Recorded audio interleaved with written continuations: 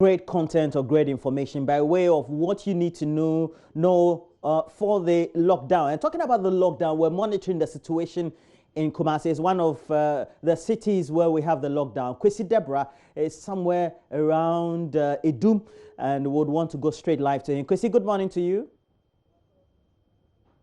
And well, so this is the picture we're bringing to you. This is a live feed from Edum, and you can see that the streets are expected to be deserted, but they're not. I mean, literally, you could see people just going about their normal business. This is supposed to be a lockdown. A lockdown means that everybody should be home.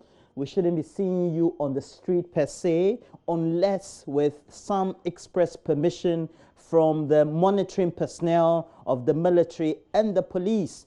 And, well, at Edum, doesn't seem to be working. Kwesi Deborah.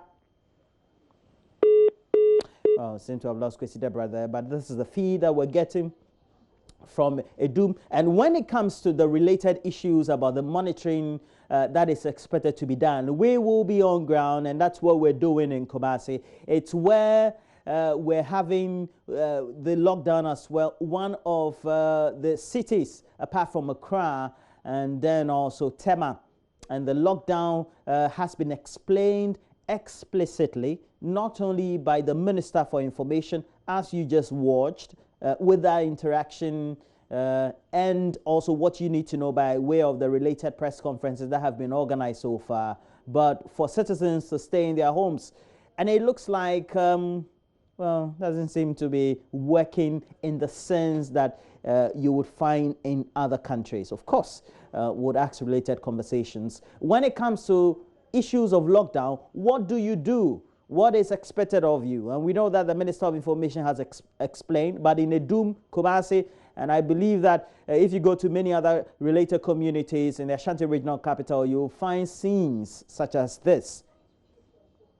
In Accra, we will also find the situation. Nanaya PSA will be on the phone lines very soon. We will speak to him, get to know what the situation is in Accra. Nanaya PSA is on the line. Good morning to you, Nanaya PSA. Good morning. Good morning, Raymond. My name is Roland, and that will be good. Roland, sorry. Great, great. Now, Nanaya PSA, when it comes to where you've monitored so far, which of the areas will they be in Accra? Yes, so I didn't get that question clearly, but here in parts of Cantonment near UTC Accra, almost virtually all the shops have been closed down. There's very few individuals on the streets. This is an area that's often crawling with people, at least hundreds every morning coming to shop in various items and wares. There are very few individuals in town. In fact, even fewer, none I noticed standing idle. Most of them are commuting to various places, be doing nurses in the medical profession or others, such as media men and others across the area. But the area, rather now, the people I can see on the street where I am right now, that's in front of UTC, there are less than 10 individuals, which is rare for this place, as I mentioned earlier. But they're supposed to be having a lockdown. Does it mean that the few you see are supposed to be the personnel from the exempted sectors? If you could come again with that question. Can you hear me clearly, Nanaya PSA? Yeah, I can now. Great. I'm saying that you say that you have seen a number of people on the streets. True. And I'm asking, based on your observation, are they perhaps personnel or ordinary Ghanaians who work in the exempted sectors for the lockdown?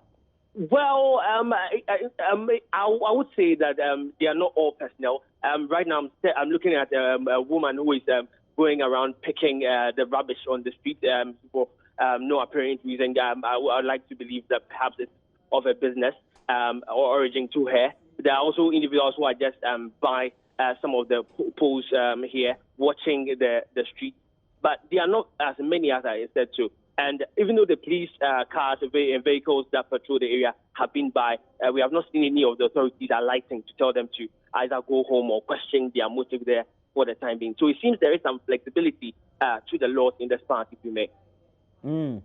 The streets are not crowded, but then people are on the street, you say? Yeah, indeed. There are limited people, but there are people here on the street, and you can tell from appearance that these people are not they don't fall part of the essential part of government directive. They be that they are not nurses or in the health profession, or people who might say are in the media, or any food supply that is essential at this time being. There are some people or individuals also that are just loitering about, even though they are relatively few. Based on your interactions and observations, why do you think that the personnel, either with the police or the military, are seeing these people walking and not checking them? Well, it would seem, as the Minister of Information mentioned last night on our platform, that for those that are not moving out of their own jurisdiction, I mean, within the limited space of where they are or where they live, they are being allowed to a certain extent. It also appears that most of these people who are here loitering about, this is their home in a way, so to speak, being that they are homeless and that they do sleep on the streets anyway. So for them, they are observing their own quarantine or self-isolation in their own confines, which of course is not appropriate, but that is where they live for the time being. A key instruction or guideline, and it's not only from the Ghana Health Service or Ghana's Ministry of Health, but also from the World Health Organization, is social distancing. Is that being observed, even with the limited people on the street or the people you cite? That is something I can confirm, that for social distancing is being observed massively here on Kantamanto grounds, where all individuals, even ones that seem to be coming from the same place, are observing that moving at very large and big distances to avoid any contact whatsoever. For that, I can confirm, based on my observation this morning, that the individuals are not living or moving closely together at all. Well, based on the communities you intend visiting, where else would you be visiting in the next, let's say, 10 to 15 minutes when we call you? Yes, so based on our round this morning, we'll also be in part of the Medina East Legon roads. We'll also check out our own circle in Accra to see how the things are going. And based on that, we'll also be at the Kaswa Tobut, where we've heard there may be some breaches of the law. JoyNews will be there to confirm if truly there's a strict adherence to the policies and directives as rolled out by government last week. Well, Nana LPC, make sure you hurry up to the next community. Maybe in the next 10 to 15 minutes, we'll call you and get the latest update. But in all this, we also do know that Kumasi is where, or the next city where we have the lockdown, apart from Accra and Tema. And we showed you live pictures from Idum in the Ashanti regional capital, where it looks like the situation is a replica of what the scenes are in Accra. And again, those pictures are live, but the man who is producing all this is Kwesi Debra. Kwesi Debra is on the line. Good morning to you, Kwesi. Yes, good morning, Roland. And I've seen that you've gone round. Which areas have you gone round so far? What have you observed? Yes, I started from Aja and came to Idum, and now, of course, at the Central Business District, and I'm now at Dr. Mensa, which is also part of the Central Business District. And what I can see, there are lots of banks there and also pharmacies around, and I think no one seems to come around. And I'm seeing lots of people, they are going around, but with the stores, all of them are closed. I've been going inside also to find out from the women, the traders, what they think about the whole thing. Because I went and almost all the stores have been deserted. None open today. And so I'm at the station, and there's a taxi rank, and I'm going to ask some of the taxis, they have about 4 people aboard. Some have also 2, and some have 1. So I have the station manager here to speak with them. And he's going to tell us the measures that they've put in place, whether they are following the president's directive or not. I the buy and ask them to be no able to most of the most of the car. I don't move follow president directly. Robots. And now, serious Yaban, you are coming. I say this for can you near Patre? It was the bet you the Mimu, the one can one eye for. So she can see any of the am I don't know about. Okay, well, and as he says, they are following the president directive, so 2 people at the back and 1 in front, and included driver, so making for. So that's what we are doing right now. But I we should be also as a almost as a farmer. And then here station here, okay, station local. Yeah, in Penoponi team now say, we are very come. If you are no other station, and you no money as them. The new, yeah, why had here? We are just. Instead of president can plan it. What I does no more. Then maybe our wait medium, but I say, yeah, the dimlance president. Well, and I'm asking about the observation that I made this morning with people, with all the taxis having about, beyond what has been directed. And he says it's just, they are following the president's directive. So I'm going to speak with some of the market women who weren't able to make it today. They came around and it's as if they are afraid. Pacho, then I was That's on Ali. That's on. It's on me. Welcome. But my guy is Biamba. Biamba Joma door for Biamba, Biana Namjum.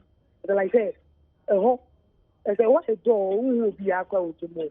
You are there for I'm back. Into farm back so to BMB. Now, I didn't award the Oba. Me say, the I says, I can be shake. I can be Lamba, Biamba. The mistake of you. And you can switch me check Accra and car. If you should be a market in Beba and Sananka. Say the economy, me check who I am back. As a store called BMB. The fellow Mr. Lucano, Mark Campbell, BMB. As I ate to you, I'm all beer.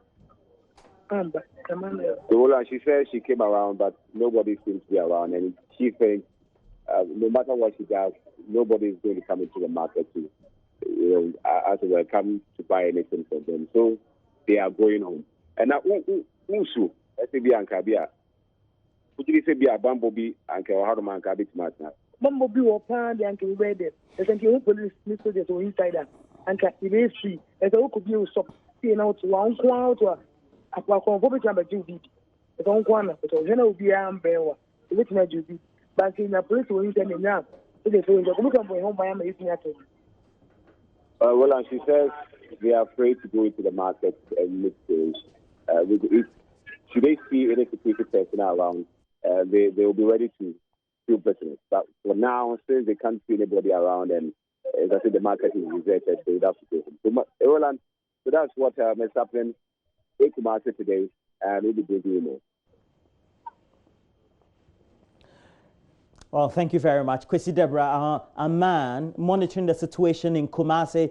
It's a lockdown, but it looks like, looking at the situation that also exists in Accra, Kumasi is still the same.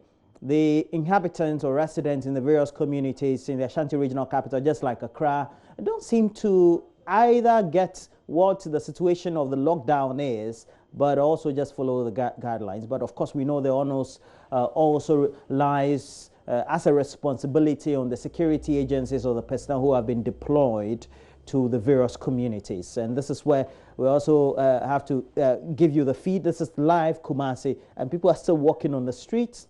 It's a situation that Nanaya PSA has also recorded in Accra or reported. He's going to the next community we'll get to find, and look, this is what it is. People riding bicycles, just walking by, and these are questions. So you can see the type of houses, chamber and hall, compound houses, and many of them share toilets and bathrooms. You leave your hall, you get into the hall of the next person. Yeah. And this is where we have to ask the conversation. So psychologically, how will people be psyched up for a 2-week lockdown such as this, where you can't go beyond the precinct of your streets? And then if you are just expected to be within a certain space in your house, in your chamber in all house, or in your compound house, or whether in your semi-detached house, psychologically, how should you psych yourself up? We'll be speaking to Dr. Eugene Dodoi. He is a consultant psychiatrist and also a lecturer with the University of Health and Allied Sciences based in the Volta Regional Capital of Ho, and also guidance and counseling expert Amos Kevin Anan would also be on the phone with us, and Dr. Paul Owusu Idru. He is a public health expert. All this coming up next after this break.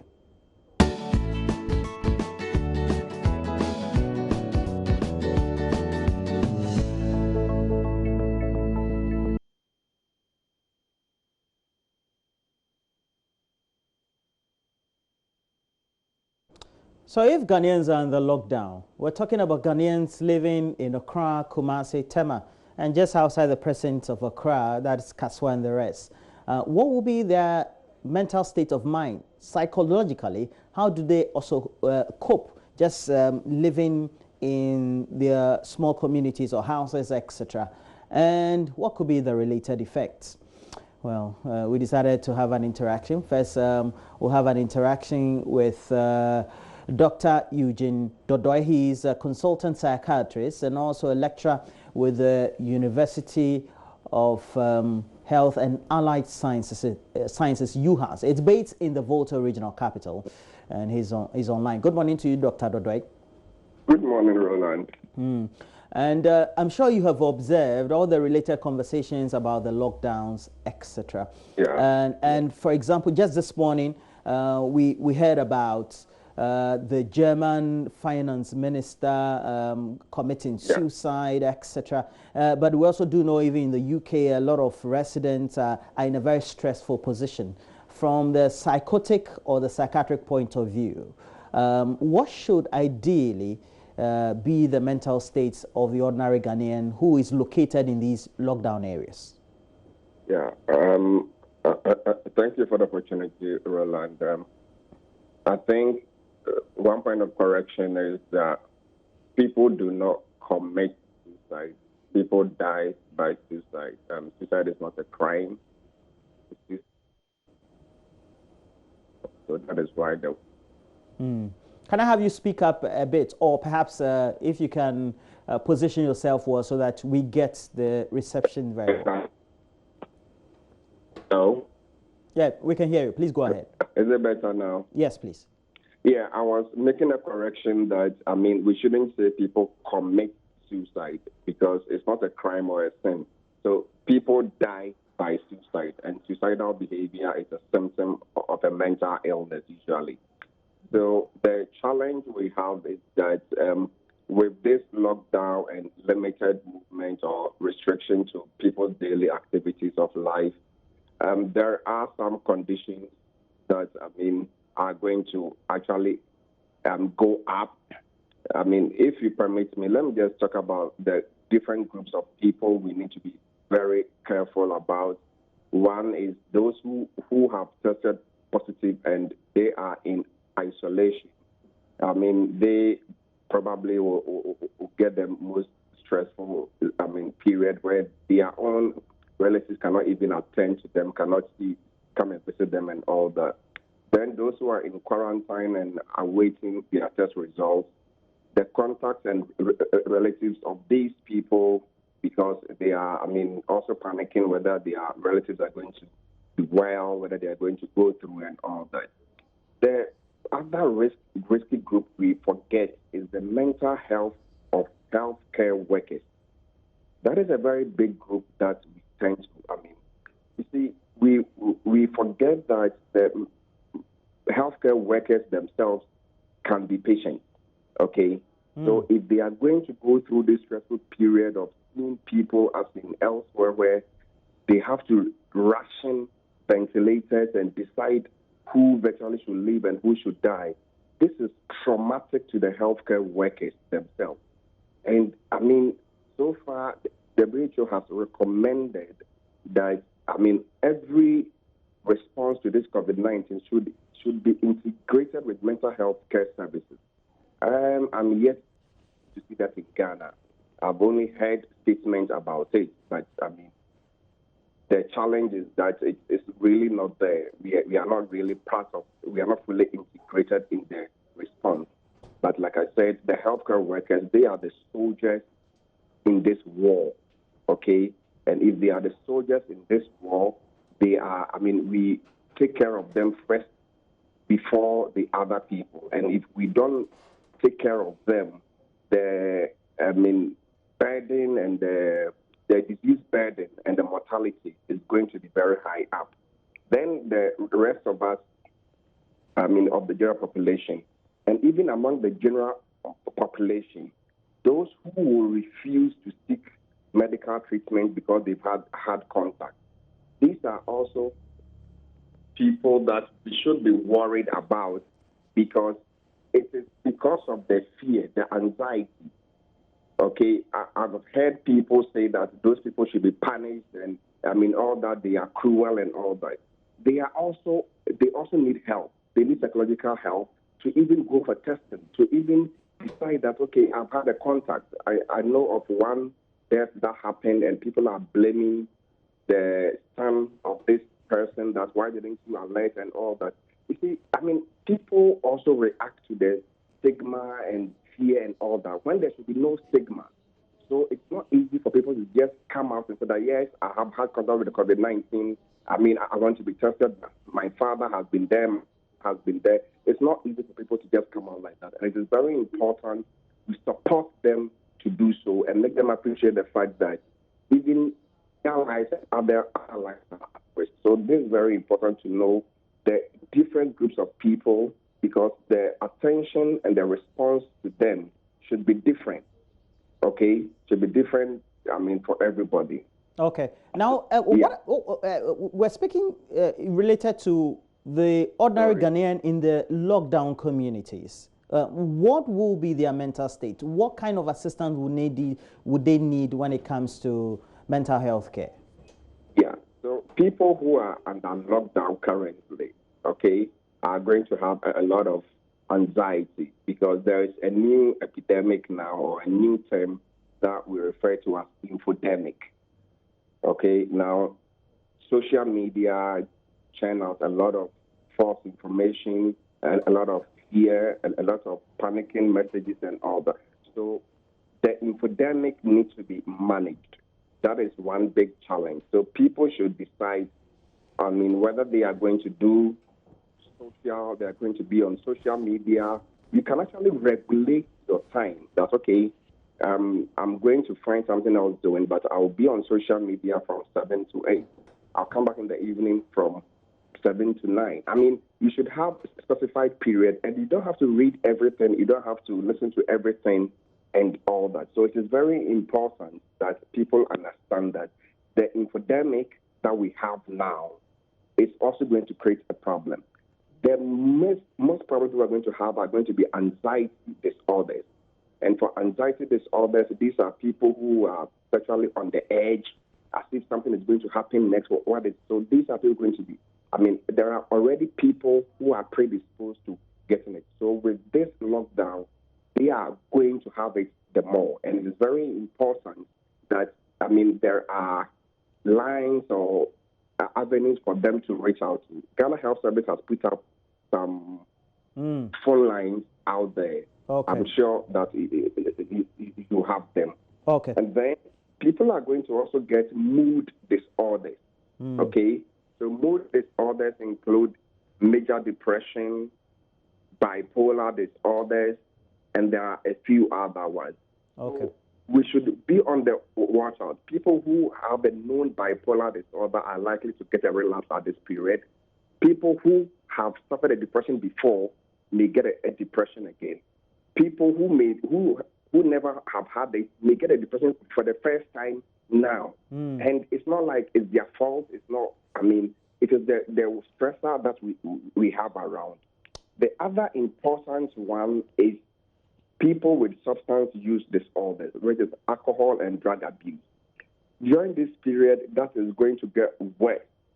So it is very important that, like Trump said, that the treatment should not be more severe than the condition itself. Okay, so people should not use unhealthy approaches to manage a lockdown.